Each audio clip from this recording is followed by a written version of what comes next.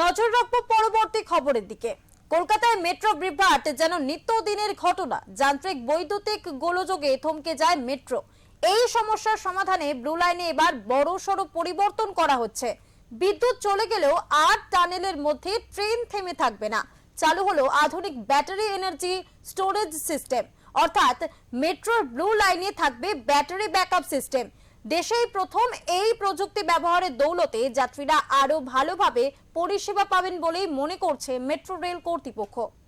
মেট্রোর ব্লু লাইনে থাকবে ব্যাটারি ব্যাকআপ সিস্টেম। কিভাবে কাজ করবে এই ব্যাটারি সিস্টেম জানা যাচ্ছে। মূল লাইন থেকে বিদ্যুৎ চলে গেলেই ব্যাটারি সঙ্গে সঙ্গে মেট্রোকে পরিষেবা দেবে। মেট্রো টানেলে আটকে না থেকে ধীরে ধীরে নিকটবর্তী স্টেশনে পৌঁছে যাবে। এতে যাত্রীদের নিরাপত্তা সুরক্ষিত হবে। মেট্রো সূত্রে খবর, ট্রায়াল রানে মিলেছে সাফল্য। দক্ষিণেশ্বর থেকে শহীদ ক্ষুদিরাম রুটে পরীক্ষামূলকভাবে এই প্রযুক্তি ব্যবহার করে দেখা হয়েছিল।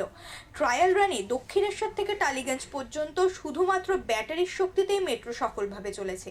এছাড়াও নতুন ব্যবস্থায় রিজেনারেটিভ ব্রেকিং প্রযুক্তি রয়েছে, অর্থাৎ ব্রেক করার সময় যে শক্তি উৎপাদন হয় তা ট্রেনে ব্যবহারের জন্য জমা রাখা যাবে। এই মুহূর্তে ব্লু লাইনে আপৎকালীন বিদ্যুৎ সরবরাহ হিসেবে এই প্রযুক্তি ব্যবহার করা হচ্ছে। এই উদ্যোগ মেট্রো পরিষেবায় এক বড় পদক্ষেপ। ব্যুরো রিপোর্ট, ওঙ্কার বাংলা।